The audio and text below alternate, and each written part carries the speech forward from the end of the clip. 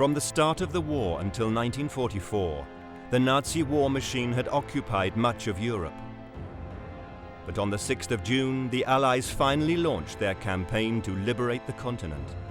This was it. I mean, this is the thing that you train for, this is what you're going to do, and it was quite keen. The D-Day landing saw the largest amphibious assault in history in an effort to gain a toehold in Nazi-occupied France. You could have walked from the Isle of Wight across to France without getting your feet wet. It felt so great. Rocket ships fired 200 rockets in one go, I think. Other sorts of little warships are flying around, all were firing.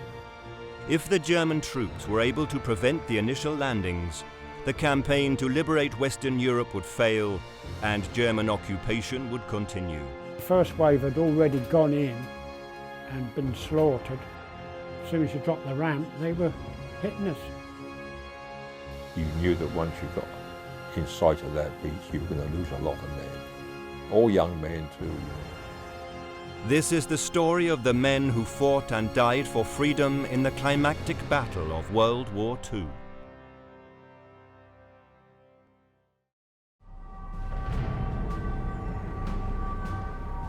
The Allies had seriously underestimated the strength of the German forces at the start of World War II.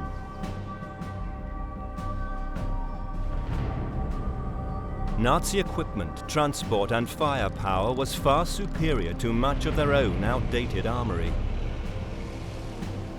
As the Blitzkrieg onslaught spread into France, the retreating British Expeditionary Force were effectively cut off from nearly all of the escape routes to the English Channel. A desperate rescue operation from the beaches of Dunkirk evacuated some 338,000 soldiers back to the UK.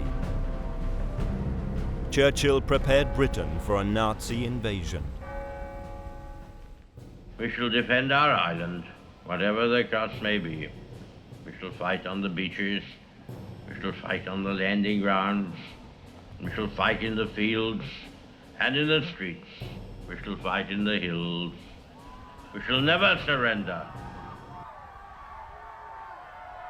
From the start of the war up to D-Day, it gradually got worse for supplies, for food. The bombing at different places. I did 2 or 3 jobs in London. The things that I used to hate more than anything was the doodlebugs, the V2s. They were, the one bomb that they had was very demoralizing. I suppose really the V1 was a laugh because you could hear them coming and then you'd hear them put, put, put. The engine would stop and then you used to take bets on where it was going to land. Once the threat of Nazi invasion had receded, Churchill knew an overall victory would only be possible if the Allies once again crossed the English Channel and got a foothold in Hitler's fortress Europe. But with many British troops deployed overseas in various theatres of war, new soldiers were needed. The main British Army, of course, was out in either the Far East or in North Africa, going into Italy, you see. They had to make really a fresh army, a new army, which is what the 18-year-old conscript of 1942 made. There were very few of my unit or of the brigade who'd actually, shall we say, been to war. We were all green, and I think, in a way, ignorance is bliss. You know, it might sound stupid, but as a young man, it's a bit of a game. I didn't wait to be called up. They lowered the recruiting age, and in November 1942, I was 17 and a quarter, which they lowered out, so I volunteered then. But basically, it was what we did. In those days, we volunteered to fight for our country. From 1940 to 1944, the British Army had doubled in size to 1.5 million men. Training this huge and complex force for the invasion would take many months. Towns had civilians evacuated for the soldiers, as acres of land turned into military camps. We went up to Inveraray in Scotland, and we'd had done an assault across the lake. They'd rigged the scramble nets up, which we had to go from the big ship into the small ship. And actually we lost 3 men. They fell over the side and got drowned. We spent a lot of time attacking a gun battery, which was rigged up. And there was loads and loads of field firing exercises where we used live ammunition. We also spent a lot of time assaulting pillboxes and things like that, and laying minefields. I can remember a sergeant giving a lecture on mines, and he had a mine which exploded whilst he was trying to defuse it, and his body was wheeled around the camp so as to let the troops know exactly what happened when a mine exploded. In 1941, the war took a dramatic turn. In June, Germany turned on its former ally and invaded the USSR. And then in December, Japan attacked the American naval base in Pearl Harbor. Churchill was now joined by Stalin and Roosevelt in the fight against fascism. But the Allied leaders couldn't agree on what strategy would lead them to victory. We had the broadcast on radio. We only had radio in those days, and we only got what the people told us. Like Stalin was having a moan because we wasn't doing anything on to create a second front, which D-Day was the start of the second front. The press, the newspapers, were always on about the second front. And we knew we were being trained for something, and we knew with all the build-up of Americans coming into the country, we knew that something was going to happen sooner or later, but we didn't know when. Well, we didn't know if it was France even. In May 1943, the planned attack on Germany was finally given its name, Operation Overlord. The American Dwight D. Eisenhower was chosen as Supreme Commander. Masses of US soldiers arrived in Britain in preparation for the invasion of Northwest Europe. The saying was, over here, overpaid and oversexed. They were a nuisance. I don't think the British soldier was pleased to see the Americans, for the simple reason that they were paid much better than us. And more importantly still, they got the girls, and we didn't. And that didn't go down well. From the outset, planning for Operation Overlord focused on where best to penetrate the German coastal defences. Stretching from northern Norway to the Franco-Spanish frontier, these defences were known as the Atlantic Wall. Whilst Calais in France offered the shortest distance for the Allies to travel, it was also one of the most heavily defended ports. Despite this, many in the Army Command wanted to land here.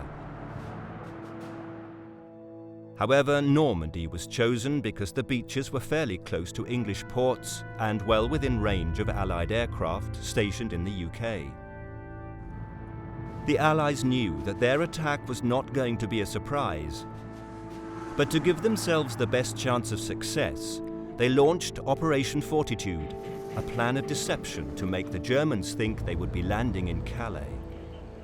What the British military did, and which is a very good idea really, was to build rubber dummies, rubber tanks, replicas only made out of all sorts of things, and put them in fields in near enough the whole of Kent, round the back of Dover, Canterbury, and all down there. There were acres and acres and acres of them.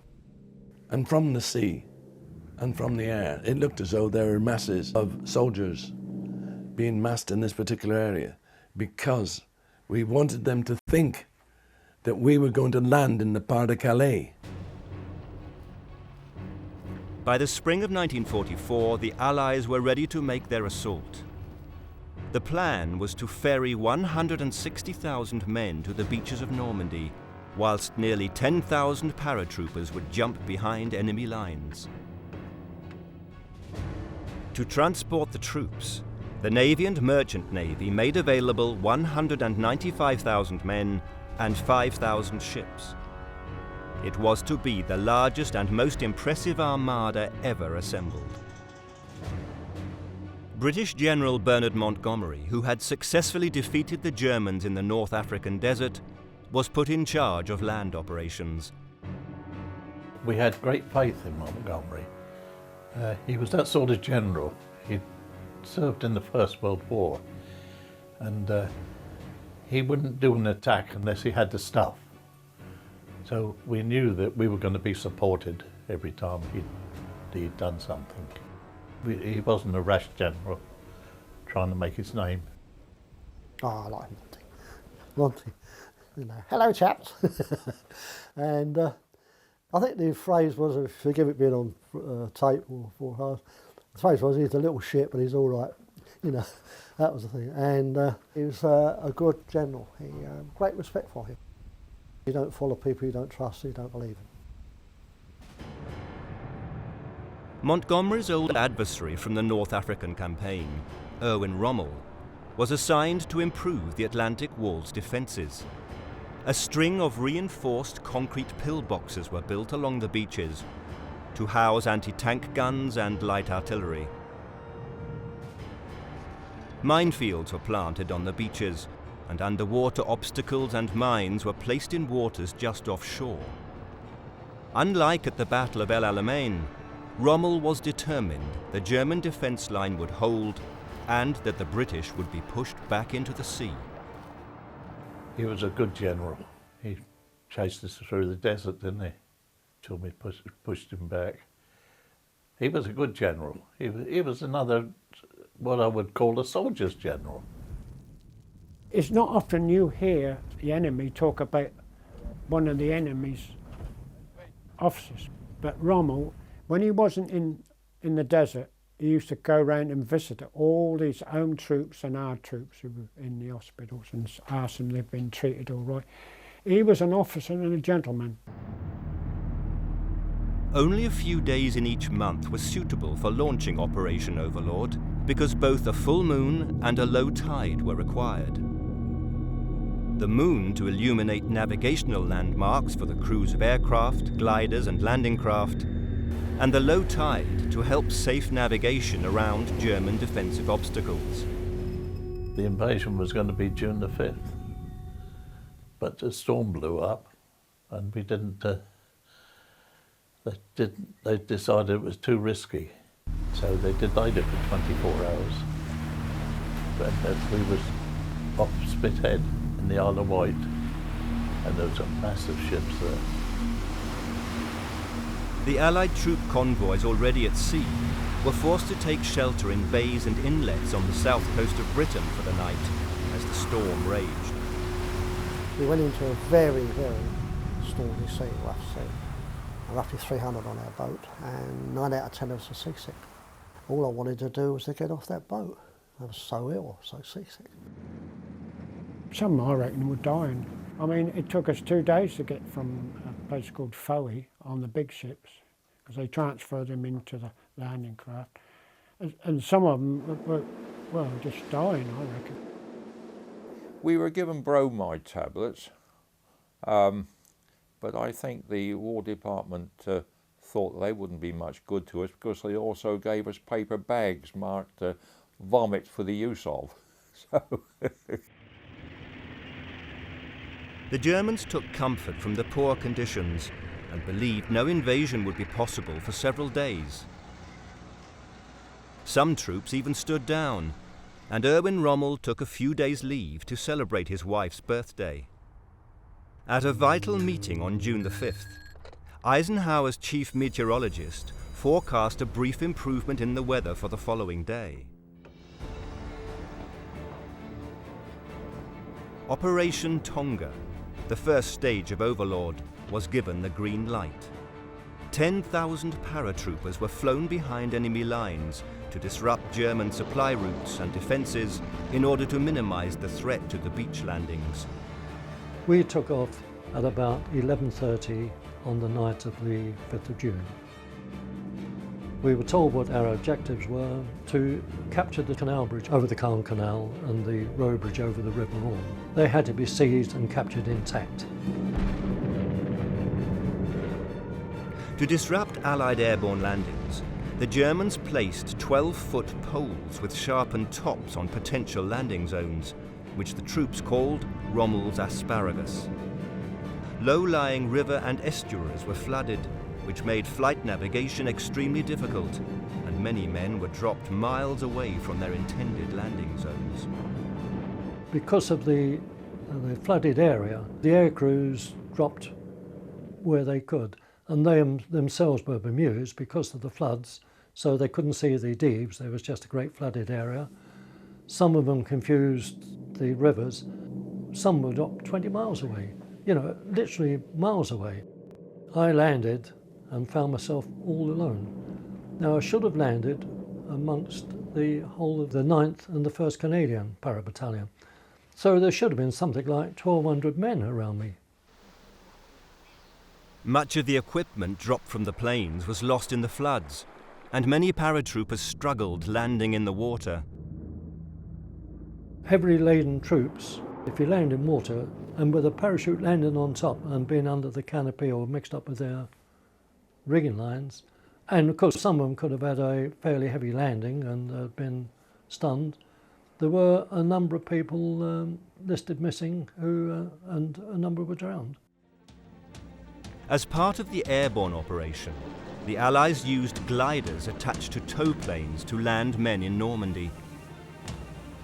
The Horsa glider could carry up to 25 men and flew into enemy territory low and fast to avoid being picked up on radar. Many were shot down by anti-aircraft guns or crash-landed. The first military action of the campaign happened just after midnight, when 6 Horsa gliders landed within a few feet of a target bridge. To land the way they did, right on top Pegasus Bridge, was marvellous, marvellous. It certainly took the Germans by surprise. The whole idea, of course, was to capture that bridge and also the one across the adjacent River Orne, so as to stop any German assault coming in from surrounding areas. The control of Pegasus Bridge enabled the Allies to disrupt any German reinforcements heading to the beaches. It also provided a route for advancement if the beach landings were successful and Allied ground forces pushed inland. On the 6th of June, with a break in the weather, the assembled armada set sail for the invasion of the Normandy coast. It did ease down the weather, and next thing he said, right, we go, and that's what happened. And you could have walked from the Isle of Wight across to France without getting your feet wet. And the aircraft were about 30 or 40 feet above the sea. It was it felt so great. This was it. I mean, this is the thing that you train for, this is what you're going to do. And it was quite keen. Quite some of the lads were quite keen, we've never been in action before, so we didn't know what it was like. And I think if we knew what it was like, we wouldn't have been so keen. I wasn't nervous or afraid. I was very apprehensive as to what was going to happen to me. Would I see my parents again? Would I see my girlfriend, who later became my wife? Would I see her again? But in the end, I found myself a camouflage netting, lay down on that and went to sleep. The vast aerial power of the Allies ensured their armada was free from a German air attack. The whole fleet was spearheaded by 287 minesweepers that cleared the way for the other vessels. Behind them, 138 warships bombarded the German beach defences in Normandy itself. We were allowed out on deck as the sea abated and we were watching what we could see. And We could see smoke and little matchstick men running about, sort of thing, and we didn't want to go there, sort of thing. But and then we were called back, and another lot came up to get some air, quite frankly. It's a pretty horrible journey. That was.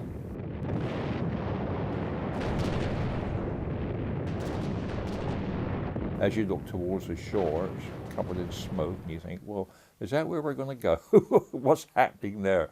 And in the middle of all that smoke, you see the flashes of the shells exploding, and things like that. You think, well, must be all right. By the time we get there, all that would have gone on a bit further. The guns would have opened up their range and firing beyond that. When I hear of Navy gunners, they were fairly accurate. What they aimed for, they hit. Over the top of that was destroyers going round, and they signalled to one another, whoop, whoop, whoop, going round like they were floating, going round quite fast, some of them. Rocket ships fired 200 rockets in one go on them. Other sorts of little warships are flying around, and all were firing. Planes going over the top, strafing, it was all exploding. They really had a go at that beach, I tell you. There wasn't really anything left of it. Despite the fact that the warships and the RAF were throwing everything they could at the German Atlantic wall, the defences were holding and firing back at the approaching forces. They were getting the range, these 88s were coming out at us, and they were knocking, they were absolutely first-class guns. I mean, what they were meant for really was aircraft, but they found they were so good at knocking things out, these 88s, that they concentrated on the landing craft. Over 4,000 landing craft of differing types and sizes were loaded up with troops ready to invade the beaches. We went to the mothership and they loaded the troops down the scramble necks into the landing craft. Many a time some couldn't hold on, and the weight of the gear used to fall into between the landing craft and also the mothership. And you never see them no more. It was a bit tidal, and you get some off, and the landing craft to come up, and then all of a sudden a wave would take you and it'd push them into the water, hit them before they could move. And some of them got drowned like that. We were given waterproofs, but apparently it quickly came down, I suppose it happened to others, that they were full of air. So the order come round, and apparently a lot of blokes were safe by just stabbing them with a bayonet, taking a bayonet and cutting them with a bayonet, because they're full of air, and when you come off the boat, your legs fill up and you were drowned.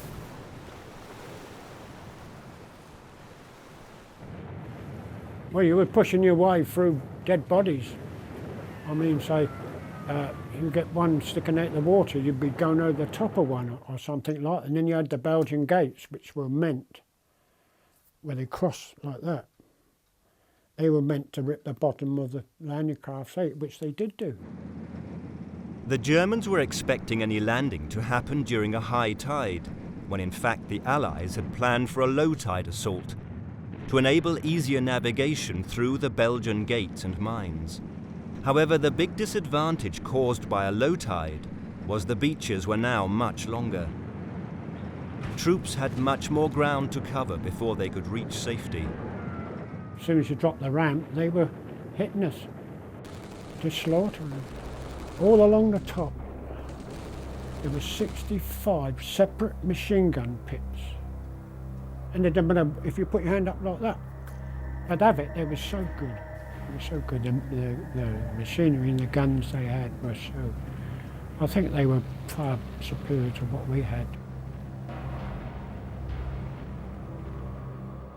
You knew that once you got in sight of that beach, you were going to lose a lot of men. We didn't lose as many as we thought we were going to lose, but we lost enough. All young men to 18, 19, 20. In order to protect their troops, the Allies had a host of tanks specially modified for the invasion, dubbed Hobart's Funnies after Percy Hobart, an armoured war expert who developed them. The DD Shermans were amphibious swimming tanks. Launched around 2 miles offshore, they could make their own way to the beaches to support the infantry. To clear a path through the minefields on the beaches, the crab tank had a rotating steel flail on its front that destroyed mines it crossed. The bobbin carried 10 foot of canvas reinforced with steel, which was laid as a path so that tanks and other vehicles following would not sink into the sandy beaches. The Crocodile was a Churchill tank that had been given a flamethrower instead of a cannon. The flames could be fired over 120 feet and proved effective in clearing bunkers and striking fear into the enemy. Hobart's funnies were a successful addition to the British landing troops, but German defences around the Atlantic Wall remained effective. You think with some lads, I mean, they did Italy, Sicily, and went right through without a scratch to do all those 3 landings, went right through a scratch to Germany. Others lads, like me, had never been in action before, virtually didn't get off the boat. We were firing at them, keeping their heads down, but you're bound to lose some. He'd been preparing them positions for 4 years. Since he knocked us out of France, he'd been preparing.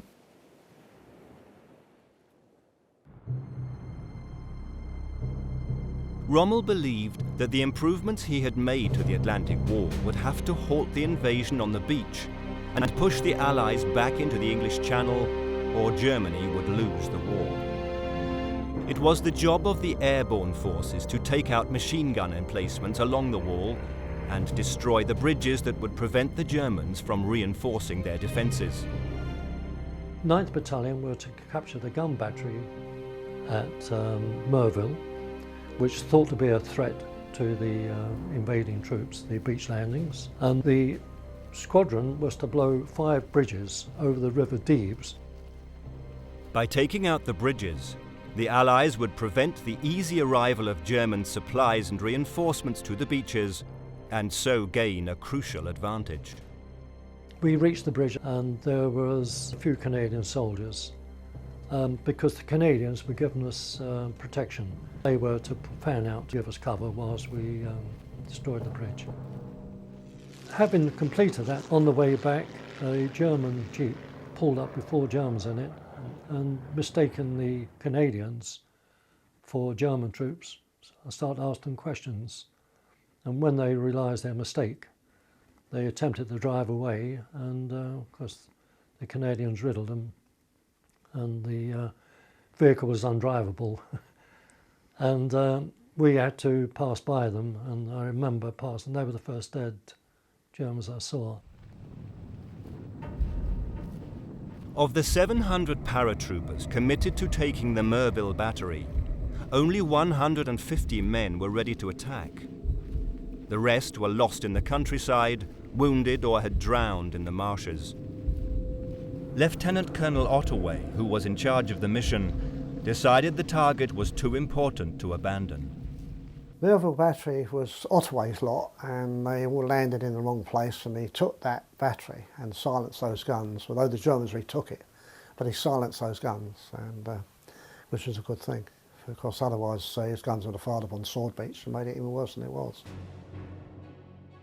The Normandy coastline chosen for the invasion consisted of 5 beaches which were split between the Allies. The 2 British beaches, codenamed Sword and Gold, the 2 American beaches, Utah and Omaha, and the Canadian beach, Juno. I landed with the 3rd Canadian Division on Juno Beach. The Royal Engineers had been at work there and had opened up a bit of the promenade for the guns and the lorries and all that sort of thing to get up onto the promenade, onto the roadway beyond the promenade. There's countless bodies on that beach, mainly from the French-Canadian unit that came in alongside of us. The regiment de la Chandelle, they lost quite a lot of men there. Mind you, we didn't stop to count them or anything like that, but they were there. Each beachhead had to be secured and then all linked up to allow for easier reinforcements of troops, equipment and fuel. In the American sector, the landing at Utah Beach, despite occurring slightly south of the target area, proceeded according to plan, as the US 4th Division advanced rapidly inland with few casualties. Omaha Beach, however, turned into an open killing field. German gun emplacements had been well placed and tore into the American soldiers as they left the landing craft. Ships carrying tanks sank, leaving the surviving troops with little cover. The sprint across the beach to safety proved fatal for many. It was a slow progress going across there, but we arrived off Omaha Beach early hours when it was getting just light, and the first wave had already gone in and been slaughtered. They kept landing their first wave, second wave, third wave onto the beach, knowing full well that the first wave hadn't got off the beach, and it was only a tiny beach really, from the promenade to the sea itself. Coming under heavy fire, the engineers set about their task of clearing gaps through the beach obstacles, work made more difficult by loss of equipment. They also suffered heavy casualties as enemy fire set off the explosives they were working with. The resulting chaos made easy targets for German gunners. They kept bunging men on the beach with nowhere to go. And whereas us at Gold Beach, they laid us on the beach like they've always laid at Omaha. They couldn't get off the beach. Just would have been mowed down. And I think the British way of fighting was a little bit more sensible. And I think the Americans were badly led. The British sector proceeded more smoothly. Despite rough seas and higher than expected tides, which hindered the clearance of beach obstacles, excellent naval gunfire support kept German defensive fire suppressed at Sword Beach. On Gold, the obstacles were more numerous than expected, and many landing craft were lost. This hindered the build-up of forces on the beach, but most of the German strongpoints had been nullified by shore bombardment earlier in the morning. The British still suffered 400 casualties while securing the beachhead. The hard thing for us was when we're going up the beach, our mate gets hit alongside us. We were told on no occasion were we to stop and help anybody. People that come along behind would do that. And it was very hard to see your mate go down and not being able to help him. But as I was getting off the landing craft, I see the blood running onto the sand, and I realised I'd been hit. But going up the beach, I got a shot through the chest, bullet through the chest. And next thing I remember, getting up to the top of the beach, and I must have passed out. I remember no more about D-Day until I was being picked up by the stretcher bearers. The Allied fatalities for D-Day have been estimated at 2,500, along with 10,000 casualties. The British total was roughly 1,000 on Gold Beach and the same number on Sword Beach. The remainder of the British losses were amongst the airborne troops. Some 600 were killed or wounded, and 600 more were missing. The total German casualties are estimated as being between 4,000 and 9,000 men. The majority of the German soldier, he was just like me. When I first see one of the dead Germans, I looked at him and I thought, so he ain't no different to me. He's got a mother and father. And you could see, you'd see a German medical chap tending to one of ours and vice versa. You look up the road or look up the cliffs and there, you can see them still killing each other. Absolutely ridiculous, when you look at it that way, Why are we doing it? They all got mothers and fathers, and you could hear them saying, like, Mum, Mum, Mum, and, You couldn't do nothing for them. I feel so sorry for their parents and that. We always think when we look at the grave there's some mother's son there or some husband there. It's a very hard thing to do. By the end of D-Day, 150,000 Allied men had managed to land in Normandy. In spite of this considerable success, the Allies had to swiftly stabilize the beachheads and then conduct breakout operations if they were to take full advantage of the invasion. The build-up of adequate supplies was therefore crucial to Allied aspirations. What really made the D-Day's thing was a success was the fact that Hitler had decided we can't do a landing, we got a port to get supplies in quickly. But he didn't know about the Mulberry Harbour. One of the greatest difficulties of the opening of the second front was that of supply. The enormous problem of supplying and reinforcing our men through inadequate harbours was one that had to be overcome. And it was overcome, as we all know. Huge prefabricated harbours solved the problem, each providing accommodation equal to Dover. These pictures, taken as the huge armada of ships and harbour installations prepared to set out, give some idea of the size of the undertaking. What a target for submarines and the Luftwaffe, if they'd been able to get to grips. Mulberry was a funny sort of thing. It looked like a big box made out of concrete, built in sections, and the concrete floated. Daft, innit? Connect them together, you got a pier head. The next job was the construction of the piers. This consisted of a steel roadway built on a number of bridge sections with flexible joints between to allow for the rise and fall of the tide. The sections were mounted on pontoons of steel or concrete designed to rest on the seabed when the water receded. The piers give direct access to the shore for unloading even the heaviest equipment. What we done on the British sector, on Gold Beach, they took some old block ships over that were no good anymore and sunk them to stop the full weight of the tide on the harbour. And it worked. But they didn't do that on the American sector, where they were also putting up a harbour, and a storm blew up and completely wrecked the one at Omaha. But ours had survived, but got damaged, and I think they towed part of the damaged portions from Omaha and repaired the British one. I went back 7 weeks later and I landed on the Mulberry Harbour, and it was much easier than the first time. In the months following D-Day, the British Mulberry Harbour was used to land over 2.5 million men, 500,000 vehicles and 4 million tons of supplies, providing much-needed reinforcements.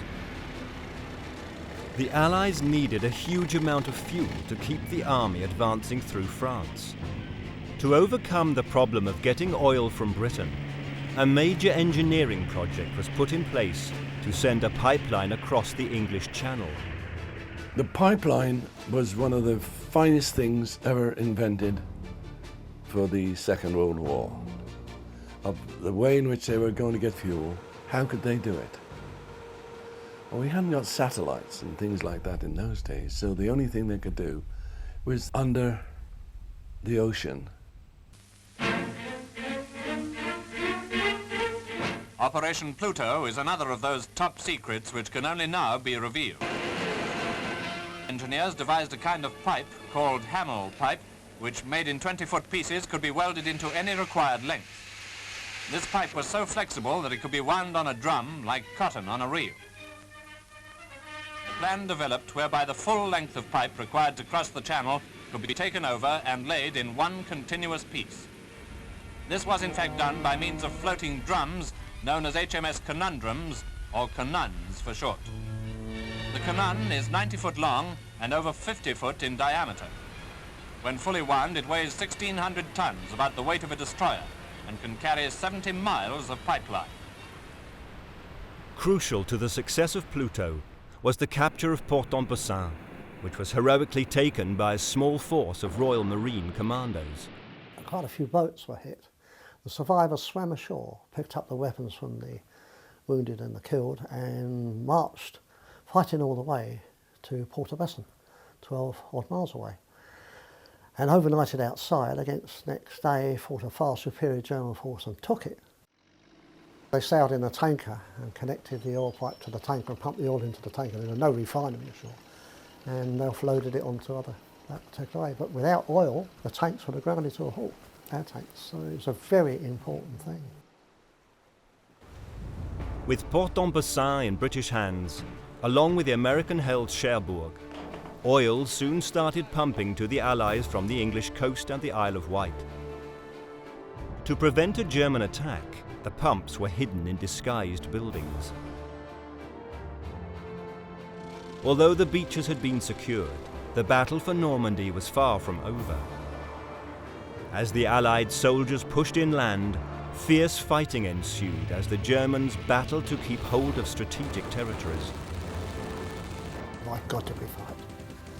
They're saying that we took casualties as heavy as the Somme at times. And we did lose a lot of blokes. Hill 112, which thank God I didn't fight on, the 43rd Wessex fought there, and they lost whole platoons are disappearing. It's not the highest point in Normandy, but they say, the Germans actually said it, whoever controls Hill 112 controls Normandy. They called it the British Omaha. Really fierce fighting went out there. Whole platoons were disappeared, never found them again. In 2 days' fighting alone, the Allies suffered more than 2,000 casualties. The slopes of the hill were ablaze with the wrecks of British tanks knocked out by the SS Panzer units in occupation of the high ground. Much of Normandy was made up of small fields, high hedgerows and sunken lanes. This slowed down the advancing Allies and enabled the Germans to set up hidden artillery and infantry defences. It was tailor-made for ambushes. Once I was with the section, and we fought hand-to-hand with some Germans, and that was pretty horrible. This young German soldier, about my age, I was 19 by then, he stepped out this hedge when I killed him. And I sat on the ground and cried and was sick. I killed a human being. And that was terrible. I've got talking to you now, I can see that young, ginger-headed German soldier. Some other son. Some other son. The balance of military capability in Normandy favoured the Allies. However, experienced German soldiers made great use of limited equipment and positional advantages to frustrate any British advances. The strategically important city of Caen became a thorn in the Allies' side. Caen was situated at the centre of the roads which led to Paris, to Bayeux, in fact to all other parts of France, really. And it was essential, being a major city, a major junction, railway junction as well, that it came into Allied hands as soon as possible. It was expected that Caen would fall into Allied hands shortly after the breakout from the beaches. Things did not go quite to plan. Rommel's army divisions had built up strong defences around the city. Caen wasn't captured, and it should have been captured on D-Day. They tried to capture Caen coming around from the east, and they came through our lines. We know that was an absolute fiasco because it came to nothing.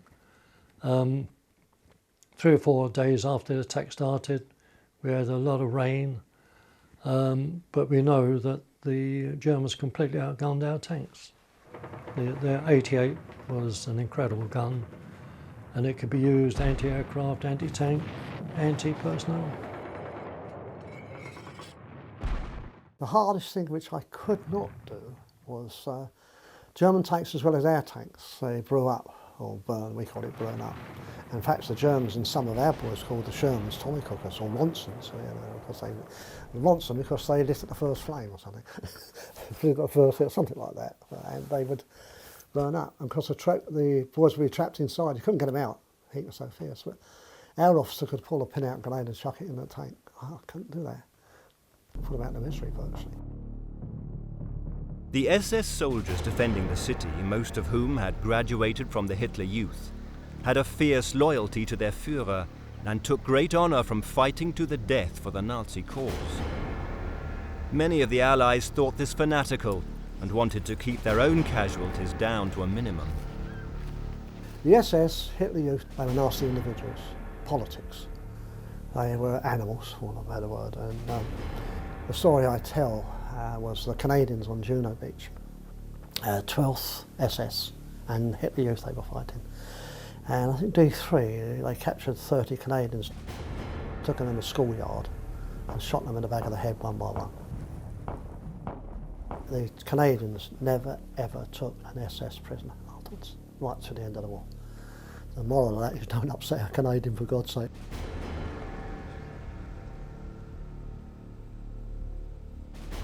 We came across a little village once, or small town, and they caught some French, you know, terrorists they were probably called by the Germans. And as they left the town, they set fire to the town, and as we were, and shot all the people in it.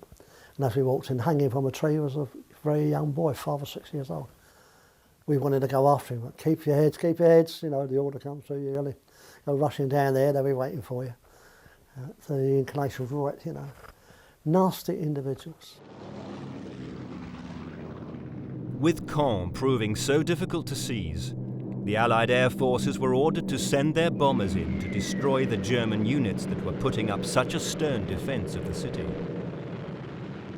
Masses of bombers, both American bombers and British bombers, came over. They converged on Caen, but after a short while you saw nothing because of the dust, and the whole sky was obliterated out. It left it in ruins. It left it in ruins, which really made it harder to take, because the Germans, you know, the enemy, they had the obvious hiding places to set up their bases to shoot back at the British and Canadians as they were coming in. You had to ferret each one out individually.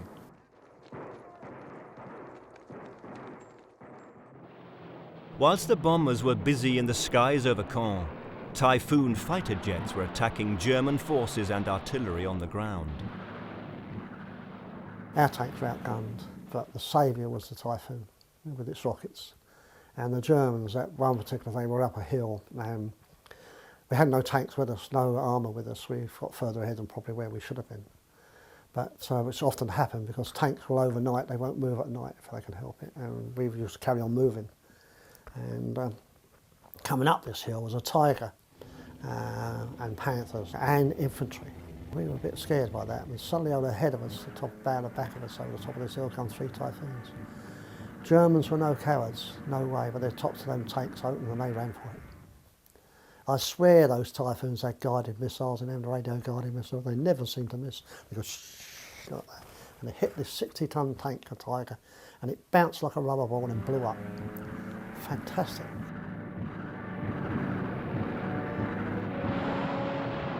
On the 17th of July, Erwin Rommel's war ended. He was seriously injured when an RAF fighter strafed his car near Caen.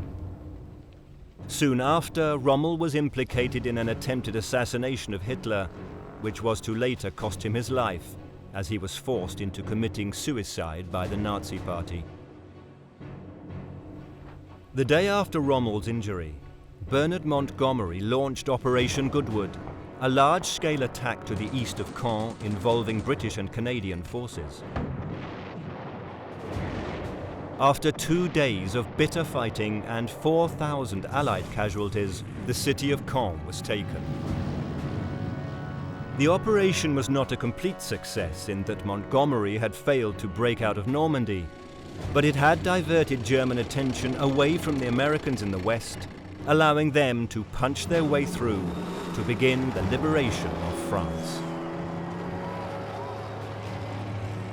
You go to Normandy now and you see roads named after American generals and all that sort of thing. And I've only seen one road named after an Englishman, and that was Montgomery Way. But even in Caen, they got an Eisenhower Way, But Eisenhower never went to Caen, but there it is. He's got a road named after him there. If you look at any D-Day advert today, who was the first thing you see there on the covers? Americans. Americans, Americans, Americans. I've got nothing against the Americans, but why is it all one-sided?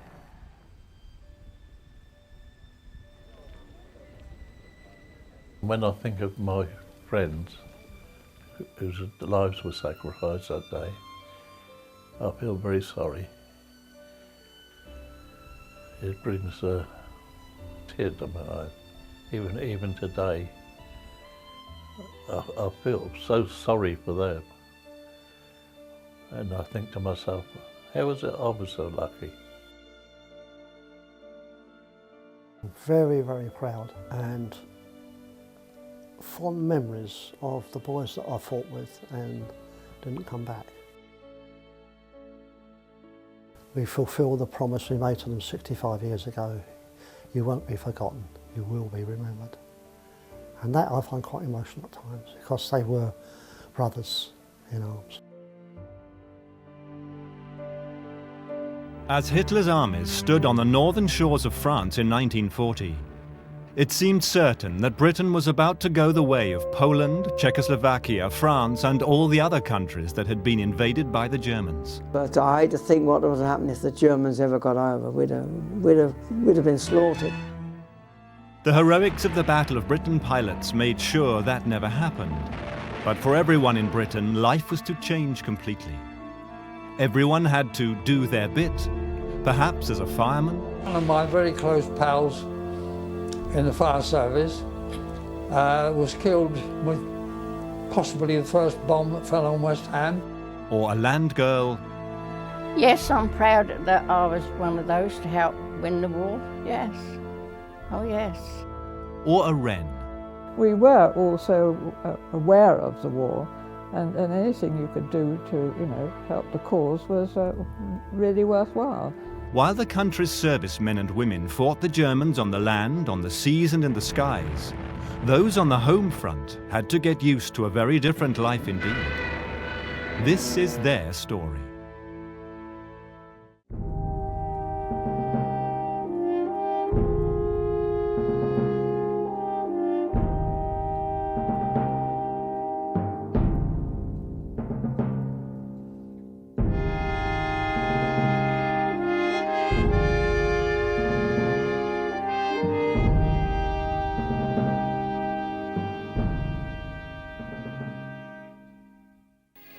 When he returned with the Anglo-German agreement, it did seem that there was a chance of peace, if Hitler was sincere. War had been looming for months.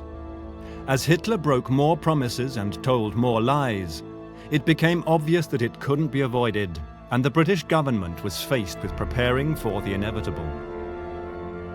Hitler's demands for Sudetenland have been met by British and French intercession, but he is not content to gain them by agreement. He feels he must force them home by immediate occupation of the areas. During World War I, poison gas had been used to terrible effect, and those horrors were still fresh in people's minds. The war gases were simply horrible. Horrible. With the situation worsening every day in Europe, the government became convinced that Hitler planned to use gas against the British people. It was thought at that time that it was very, very likely that the Germans would use poison gas in the early stages. I quite understood the dangers of gassing because a friend of mine had an uncle who was still incapacitated from the First World War. So gassing was a very real thing. And so notices began to appear around the country, telling people where to go to collect their gas masks. Before long, they became a familiar sight on the streets of Britain. The masks were not exactly popular. They were cumbersome, and breathing through them was difficult. Breathing out meant pulling the mask away from the face, hardly ideal during a gas attack. Pretty awful, because it was this sort of box, like a cardboard box. that we had to carry around, and it was a bit claustrophobic, you know, not very nice. Well, the thing with this, they issued them to you and explained how to use it, one thing and the other. And thank God we never had to use them. But on the other hand, it was quite a simple thing to carry around with you. Well, I just remember mine. I don't remember having to put it on other than the test, but it was the standard Mickey Mouse gas mask, a little red thing, and we were tested for them.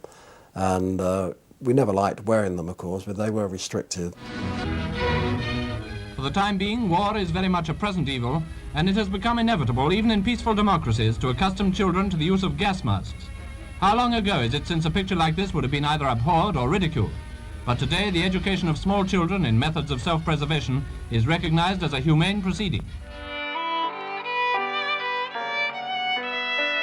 Babies were given a special anti-gas helmet, as this rare newsreel excerpt demonstrates. This fully tested outfit is demonstrated on a sturdy young spirit of Holborn, who allows herself to be packed into the hood without protest. She looks through the non-inflammable window with a certain amount of amusement, while her mother pumps in the air with the fitted bellows. Then, however, Maureen realizes it's time for tea. But tears are soon past, and the parade of juvenile gas helmets finds all the occupants happy and sleepy. If you didn't wear your respirator, there was no doubt about it, if there was a gas attack and the gas was coming your way, it would prove fatal and very, very painful. I think my grandchildren put it on more than me I did. I didn't always carry my gas mask, no, I didn't. It wasn't convenient. Okay. Don't keep me in it too long because it very smells. Take it off, Jessie, don't you keep it over. With everyone in possession of a gas mask, the public were made to carry out gas attack rehearsals, which, while they were taken seriously, were also approached with typical British humour. Around the Thames estuary and along the Medway, lights have gone out and the first large-scale rehearsals of air raid precautions are staged in England. Well, the seriousness being realised, let's see the humour of it. By the light of day, the ambulance helpers practice their craft, but some of the victims have enough life left in them to be awkward.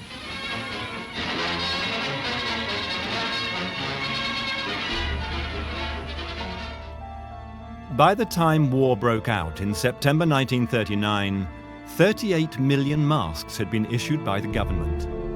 Fortunately, they were never to be put to the test, but they remained a part of daily life until the end of the war. Whilst young men were being called up for the regular army, the newsreels also helped to spread the message that volunteers were urgently needed for the auxiliary services that were to prove so vital in keeping Britain in the war. I appeal for 1 million men and women to help us with our work. I've had a splendid response. We are going to get our 1 million, but I want all you to come in and give in your names to help us in this great job. Early in 1939, fire services were authorised to start recruiting men and women to take part in the auxiliary fire service on the understanding that should hostilities break out, they would come on full time and would be required to serve as members of the fire service, and the rates of pay would be £2 a week for women and £3 a week for men. They asked us to join the Home Guard at the GC, Osrams it was called, then in Hammersmith, Osrams. So nearly everybody joined the Home Guard, those who were able to. 1.5 million volunteers were enrolled to stand guard against parachutists and fifth columnists, while regular troops prepared to defend the beaches. I suppose we shall always remember the emotions of June and July this year, when it seemed that any day we might be assailed by the Nazi hordes and the soil of Britain become the new scene of conflict for our battalions. The Home Guard was formed in 1940. The men who joined were all volunteers who, because of their age, over 40 or under 18, were ineligible to join the regular armed forces. For obvious reasons, they came to be known as Dad's Army. The idea of a local defence volunteer force was first put forward by retired officers from the First World War, who were worried about German parachute troops landing all over the country. At first, the government poured cold water on the idea, and it was only once the Trades Union Congress lent its support that any action was taken. Once Churchill backed the plan, there was no going back, and the Home Guard became a national organisation. They're all volunteers, and a great many of them old soldiers. Their orders, and this is something on which there has not always been clear understanding, are first of all to observe. Here's an example set in a typical piece of country, down land and sea. Home Guards, patrolling in pairs, as always, keep watch for any sign of invasion by land or water. Their duty is to keep contact and shoot if and when they are sure of a kill. That is the second task of the Home Guard, to shoot when they are sure of a kill. When Anthony Eden broadcast an appeal on May the 14th, 1940, the government hoped for a response that would bring in at least 150,000 volunteers.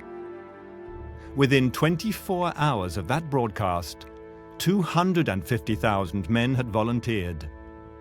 By August, that number had risen to 1.5 million.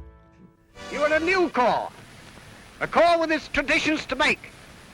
But you have already got your motto, and your motto is, kill the Boche! The majority worked in full-time employment during the day and trained in the evenings using a variety of makeshift weapons donated by the public. Apart from being the first line of defence against any invasion, the Guard's duties included rescuing people trapped after air raids, preventing looting, manning roadblocks and guarding factories and airfields. In the course of your duty, you may have the luck to come in contact with the enemy.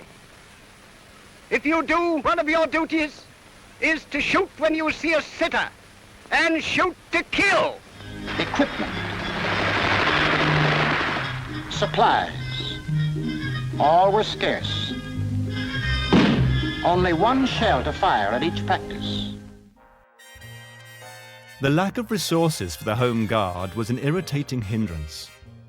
Although everything possible was done to make the nation ready for the day when the Germans attacked, the sight of men being drilled using broomsticks instead of rifles hardly filled the nation with confidence that they could fight off the ruthless German blitzkrieg forces. All these things are signs of the will and eagerness of the individual to offer himself and herself in the country's service. It is ready and waiting to be employed. Eventually, this broomstick army were issued with rifles, even though they were American and dated from World War I. In the local defence volunteers, now renamed the Home Guard, the country has a new and powerful shield against invasion. They've grown to such huge proportions in a few weeks that an Inspector General has been appointed, Lieutenant General Sir Henry Parnell. It will be his task to supervise the training of this great defensive force of 1.5 million men. Although the Luftwaffe did its best to bomb Britain into submission during the Blitz on the country's major cities, towns and seaports, the feared land invasion never came.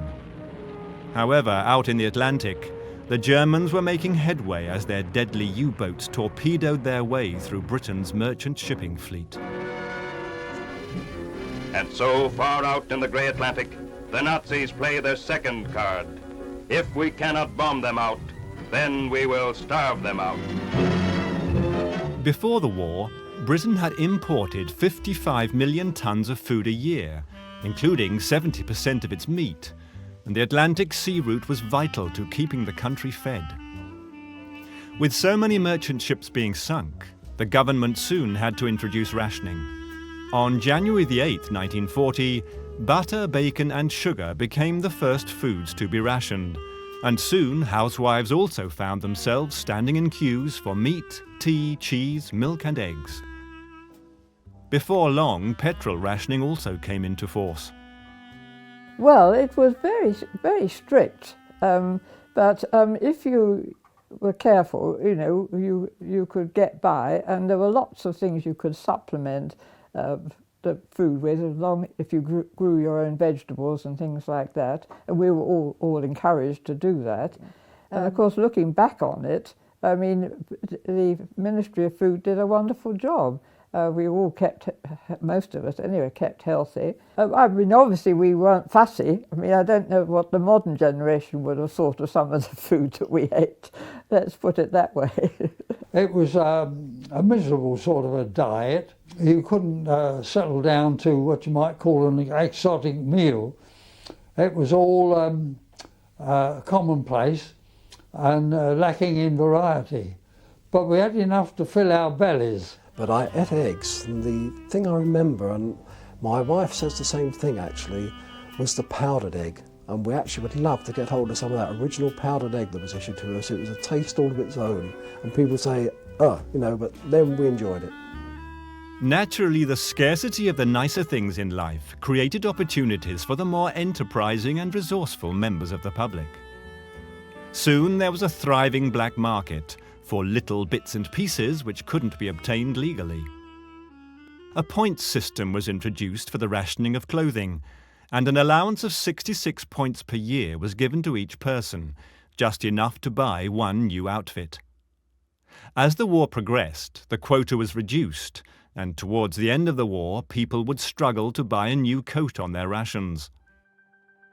Leslie Mann, whose family owned a butcher's shop, remembers. He used to get a side of beef, and however the butcher, however skillful he was, he could cut it one way and it would bring out more than another way. We always had a nucleus of meat that we could sell off the rations, but it was very hush-hush. Everybody knew their own customers, so there was never any problem there. The government may have been bombarding everyone with slogans such as "make, do and mend," and materials for clothing may have been in short supply. But that didn't stop the women of Britain from continuing to indulge in one of their favourite pastimes, fashion. It is said that when times are difficult, hemlines rise, and during World War II, some noted, not always with approval, that the ladies' hemlines rose quite a lot. At least once in the life of every woman, a crisis looms ahead. A crisis the more pressing in view of the cold winter months in store. That's where Mrs. So-and-so comes in. She's a woman of resource and ideas. Of course, that old coat can be coaxed into making a winter frock, that suit can be pressed into service once again. In fact, any amount of things can be made to lead a new life. Nylon stockings were one of the most sought-after fashion items of the time. But these were in short supply, so some women would go to extreme lengths to get the look. This isn't the first time that stockings have been painted on legs, of course. As a matter of fact, the stocking painting profession already looks like being greatly overcrowded. It's the finishing touches that make news. The true artist, anyway, will stop at nothing but victory. I didn't see a pair of nylons till after the war. Some fashions were born of necessity. Long hair and factory machinery weren't a good mix, and so the turban became a popular fashion item, even being worn by Princess Elizabeth. Trousers on females that would have been disapproved of before the war were made acceptable by working women. Knitting was, of course, encouraged, and children were horrified by the knitted swimming costume that expanded embarrassingly once it hit the water. The war didn't stop British women indulging in their passion for clothing, and during these difficult times, fashion shows were a highlight for fashion-conscious women. Pretty optimistic, you might think, for a London house to stage a fashion show in spite of the restrictions in fabric, colour and cut. But the truth is, utility clothes are really smart and well worth looking at. The same gifted inspiration which produced the 100-guinea creations of the 1930s is at work on the £5 utility coat and skirt. As the war entered its second year, women in Britain had taken on many new roles. They had to take over jobs that were normally done by men. They had to work hard to gain acceptance and put up with a great deal of harassment and mockery, but they changed the face of Britain forever as highlighted by Queen Elizabeth. War has at all times called for the fortitude of women. Even in other days, when it was an affair of the fighting forces only, now this is all changed, for we, no less than men, have real and vital work to do. To us also is given the proud privilege of serving our country in her hour of need. Those were the Queen's words broadcast to the nation. 1939 has become the first year of the Second World War. Living in Kent, we were very aware of the war because the Battle of Britain had taken place in the skies above us. We could hear and see the bombers going over to bomb London.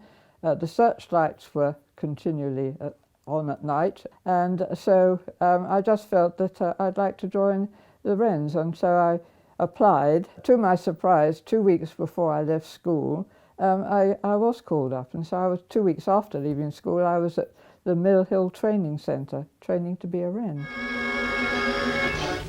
Luckiest girls in the Wrens, the Women's Royal Naval Service, are those in the seagoing category. They don't actually go to sea, but they do man their own craft. The Women's Royal Naval Service was formed in 1917 during the First World War and was disbanded in 1919. In 1939, as Europe geared up for war once again, it was reborn. They service the boats they operate and handle them with skill, demonstrating in yet another instance the adaptability of what used to be called the weaker sex. I was initiated into sleeping in a double bunk. I was very aware of the rather sophisticated women that I joined up with. I mean, some of them took hours pinning up their hair at night. I mean, I had just been a schoolgirl, so it was quite an eye-opener. Known as the Wrens, the women were used for clerical work, and there was certainly never any question of them going to sea. Of course, all this makes life much more difficult for the matelot. Time was when he could swear with impunity. Nowadays, he has to watch his step. You never know what may be coming up on your beam. At first, the men were dubious of their new female comrades, but they gradually accepted them. Nevertheless, the girls are a popular lot with the personnel they carry. Like them, they are doing a man-sized job.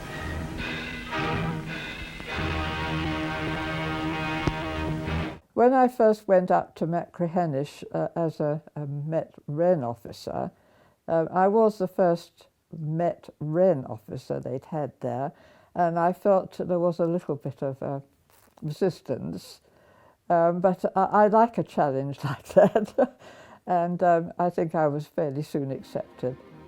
By 1944, the numbers of serving Wrens had reached 75,000, and when the war finally ended, 100,000 women had worn the Wren uniform. More than 300 had given their lives for their country. Well, looking back on things, I'm very pleased that I served in the Wrens, and I'm proud that I did, because I wouldn't have wanted to be doing anything else during that period of the war. While some women joined the Wrens, others stayed on land and joined the Women's Land Army, more popularly known as the Land Girls. Ladies and gentlemen, we cows are in a very serious predicament. There are not enough people to milk us, and the Land Army needs 30,000 volunteers this year. Yes, we need the gentle female touch.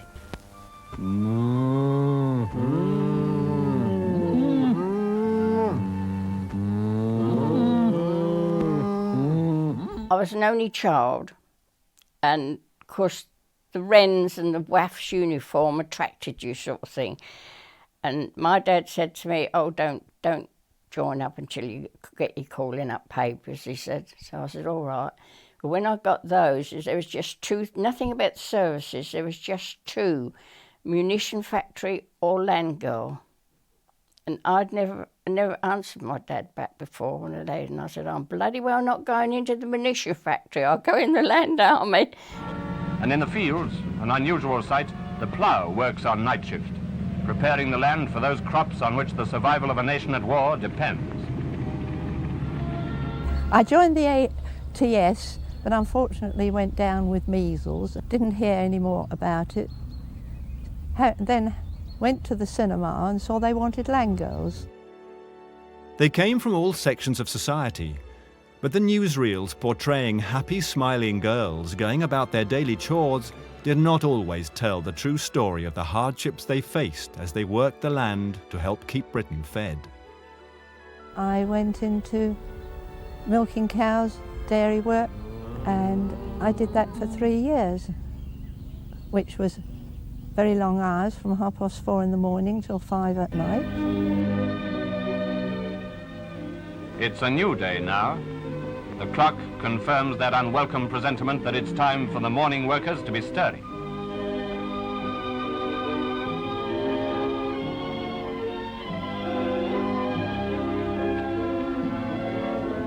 And how do you like the work here? I like it very much indeed. Is it going all right today? Yes, it's going quite well. It's rather hot today, though, I'm afraid. Do you like working here? Yes, I like it very much indeed. Would you like to go back to the Bank of England after you've... No, I haven't any desire to ever to go back. You haven't done it? No. None at all? No. When the Land Army was first started, they had a month's training, but a lot of us, like myself, was gone in at the deep end, and it really was hard work to begin with. For the equivalent of £1.60 a week pay, the work was monotonous and backbreaking, and the hours were long, often from 7:30 in the morning to 9:30 at night. There was resentment amongst some farmers who thought the women couldn't do a man's job. The actual farmer, he was an old what's-it. And I was up on the field all on my own, all these lumps of manure. I give it the posh word, manure. And they gave me this big fork, and I thought, oh, I can manhandle that, I think. And he came along, him and Ray came along, and I heard him say, if she don't work faster than that, put her on piecework. And I was brought up never to answer anybody back or being rude to anybody. And I looked at him, I dumped my fork, and I just walked off down to the farm. When I went up on my bike in the morning, Ray apologised. Oh, he was rotten old so-and-so. For many girls, it was the first time away from home, and homesickness was common. For those girls who stayed in local hostels, there was a camaraderie which formed friendships that have lasted a lifetime.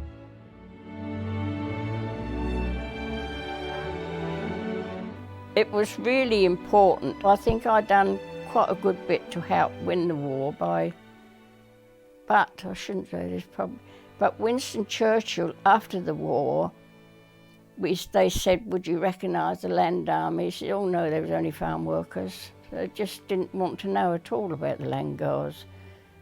We was nothing, we just dug the earth and that was it, you know. So we didn't get no joy out of him. One part of the Land Army was the Women's Timber Corps, who went by the name of the Lumber Jills. The Women's Land Army in Britain is also doing invaluable war work, and the forestry section has been taken over by the Ministry of Supply. Miss Margaret Kinloch, who is, I believe, the only fully qualified woman forester in the country, is forewoman of this lumber camp. And the camp is now fully engaged in stepping up the production of timber for Britain's war effort. It's tough work, but they like it. Who said men must work and women must weep?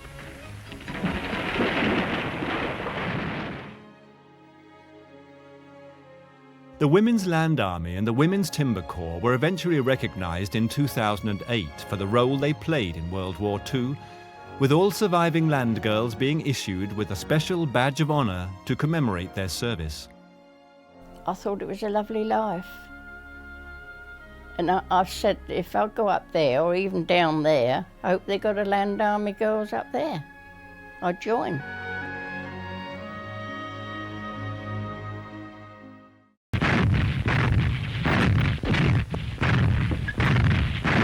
By 1942, there were 217,000 women serving in the ATS, the Auxiliary Territorial Service, with many manning anti-aircraft batteries.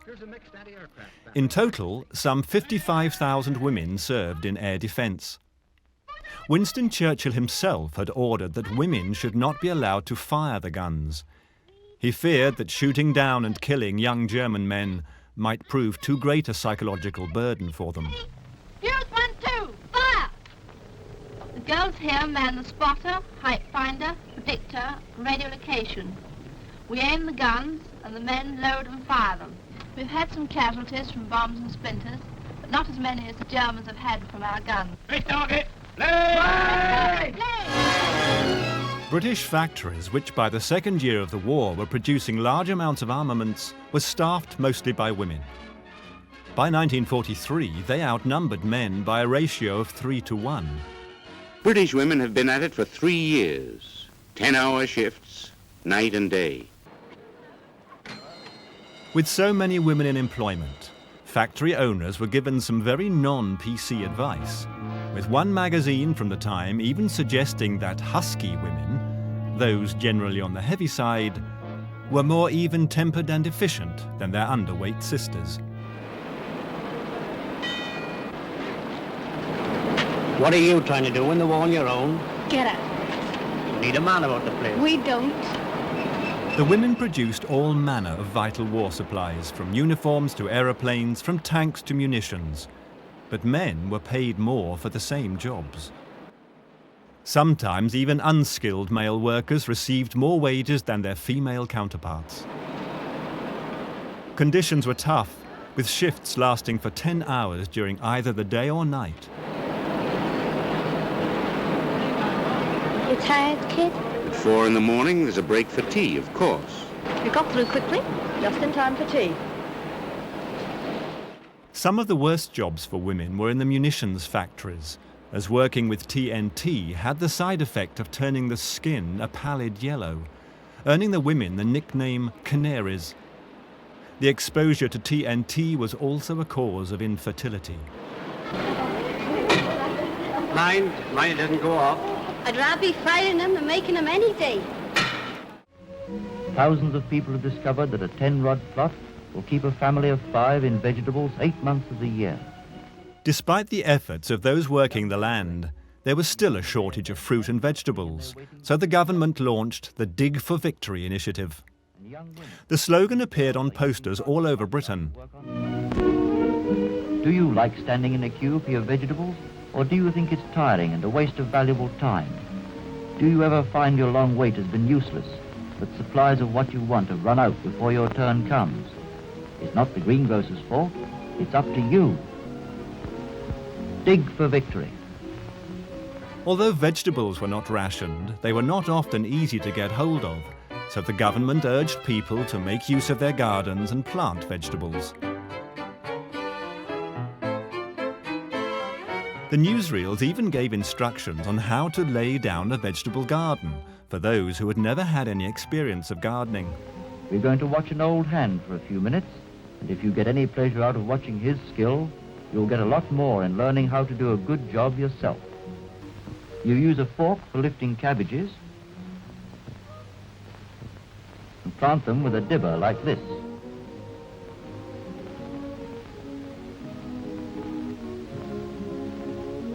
While you lift leeks with a spade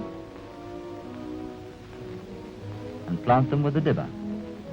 You see, there's a proper tool for every job, and they needn't be expensive, especially if you borrow them from the man next door.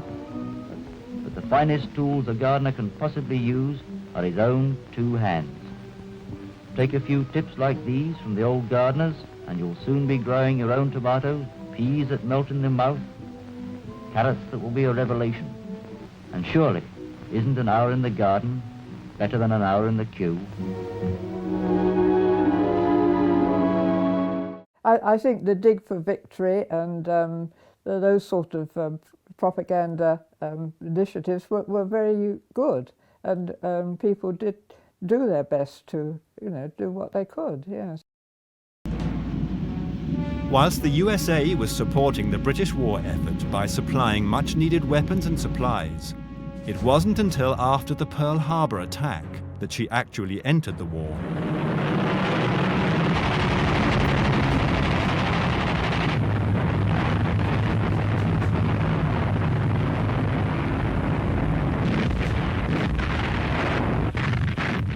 As a result, Britain had to prepare for another invasion, the invasion of the Americans. When they bombed Pearl Harbor, we were happy in a way, but sad for the men that were killed, but we knew America would be in the war then, so that was another happy time in a way. The first American troops arrived in Britain on the 26th of January 1942. Most of the GIs had never been away from home before, and the authorities were anxious to prepare them for the British way of life. This charming newsreel provides us with a fascinating snapshot of how others saw Britain nearly 70 years ago. A guidebook to Great Britain, one of a series on many countries, is issued by the United States Army to promote a better understanding between the American soldier and his allies among the United Nations. With typical American curiosity, the soldier wants to meet everybody and see everything. He sets his watch by Big Ben, miraculously intact after the bombings. The Briton's traditional shyness and reserve rapidly melts before the friendliness of his American cousins. And when the GIs began to appear on the streets of Britain, many women, used to watching their favorite American movie stars, were completely captivated. Along with their Hollywood-style charm, a supply of Hershey chocolate bars and nylon stockings helped persuade a legion of British women to step out with the GIs. A Yankee soldier and his newfound British friend, off on a holiday tour of London, learn more about each other's country and its people than can be found in a volume of guidebooks.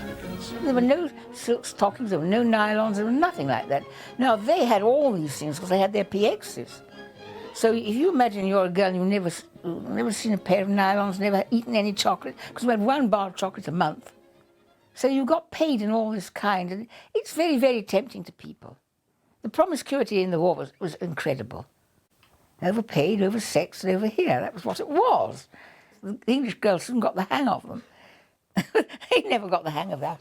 Come over to England, surrounded by girls who think are all prostitutes. Never had sex in your life before. Boy, I remember one night, when he was saying good night to me, he was stuffing all these bars in my pocket. And I had the hole in one of my pockets, quite accidentally, not done on purpose. And all these bars were going through down into my hem. And when I got home, my hem and my coat was absolutely weighed down with all these chalk bars. They were very generous, you know. But you can't call that black market. That was just some American-Yankee friendship.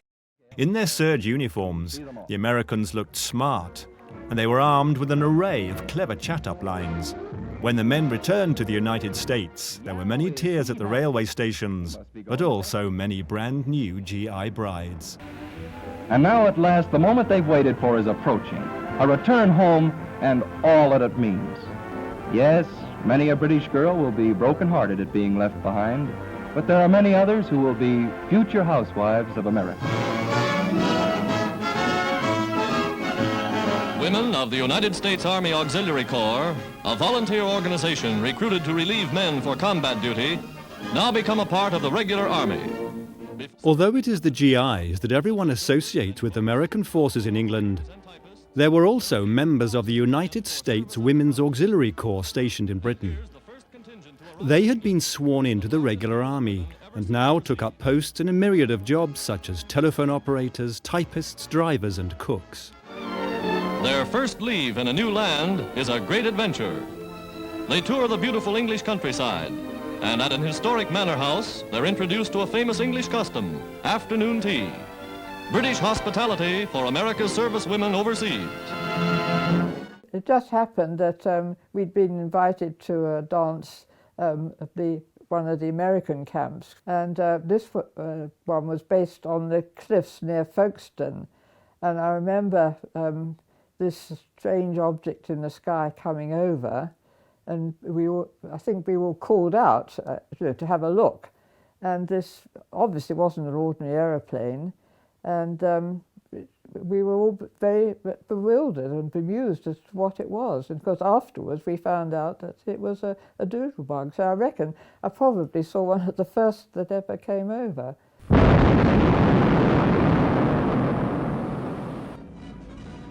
Towards the end of the war, Hitler found one last way of delivering death and misery to the British people.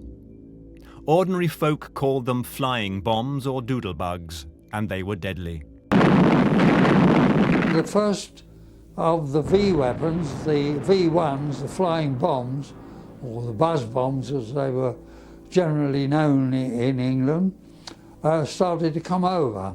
The first flying bomb, single bomb, 4 of them were dispatched on that particular night, 1 in Kent, and 1 fell in London, and it hit the railway bridge, which really was an important target, and it put out of action for 4 days the main line out of Liverpool Street down to the East Coast towns. That was one thing, you didn't know where it was going to end. You could hear it coming for a long way, and then all of a sudden it'd stop, and that's when it fell. Was as long as you could hear it, you knew you were safe. It was when the engine cut out that you needed to take cover. Shortly after those first bombs dropped, the Germans began to send them over in greater quantities, and their terrifying drone could be heard day and night. The eerie noise came from the pulse jet engine in the rear, which powered the 1,870-pound flying bomb. One man remembers how the people in a neighbourhood once again rallied around to look after one another when faced with the terror from the air. We had a neighbour who was, we called her Nanny Down. She wasn't a real nanny, but it was a real good neighbour. And when the bombs were getting very close, she used to grab me and my sister and my mother and push my sister behind this big old oak wardrobe, then push me in behind it, push my mother, it was very slim at that time, and this lady, Nanny Downs, she was massive, would jam herself between the wardrobe and the opening. Should the bombs hit us, she thought she would give us some protection. I think one of our balloons brought one down once. My landlady used to keep getting me up in the night. I said, look, if I've got to die, I'd rather die in bed than under the table. And one morning I went up there and I thought, I see this big bomb crater in one of the fields. Well, I'd been working in the one before that.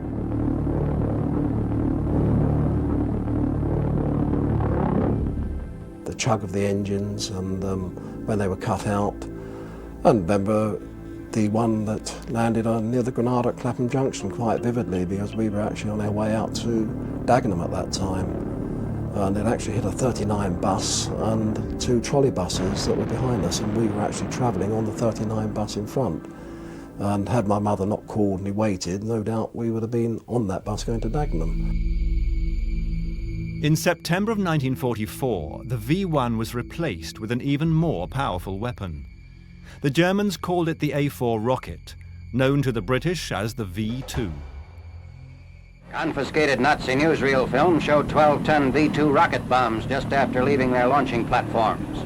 Reaching a speed of 3,000 miles an hour, the rocket climbs vertically for 60 miles before beginning its descent.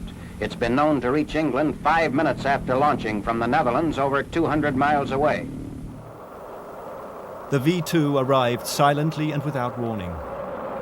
The first of these landed on London on September the 8th, and it was the first of more than 1,000 to fall on the British Isles. That is the thing that sticks in the memory, the size of the crater, the depth of it. The V1s flattened everything around them, but the V2 really dug into the ground and left this massive hole in the ground you were looking into. But they continued to use the V1s as well, so right up till March 1945, when the invasion troops had overrun Normandy and captured many of the launching pads for the V1s and the V2s, that we were given any relief. And the last V2 rocket fell at Chislehurst in Kent in the end of March 1945. You didn't really understand the fear of what they actually were. You just knew they were weapons of war, but as being born in 39, it was just the way he thought life was. He really didn't know any difference. On May the 7th, 1945, came the day that everyone in Britain had longed for. Nazi Germany surrendered to the Allies, and the most destructive war the world had ever seen was finally at an end. On May 7th, 1945, there came at last an end to the war, which for almost 6 harsh years had conditioned the lives and the aims of the British people. There would be ample time for the country to reflect upon the terrible losses, the destruction and the cost. But on that day, it was time for those who had survived and lived through it to celebrate victory and the coming of peace. Well, thank heavens it's all over, and the silly thing was that you could put the lights on. You didn't have to go home and put the blackout up. Great relief all around, but very sorry for families who'd lost people, obviously. While there were wild celebrations in London, people celebrated the coming of peace in many different ways. Well, all London erupted, and I think every street in London had its own bonfire or bonfires. They raided bombed areas and bombed premises, and they took out doors and floorboards and anything that were burned, and they made great bonfires in the street. And instead of being the great heroes of the Blitz, as we had been when we were going out fighting the Blitz fires, we were stoned by members because we were putting out their bonfires.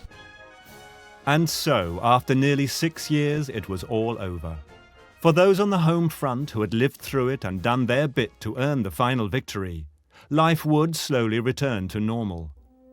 But somehow it would never be the same again.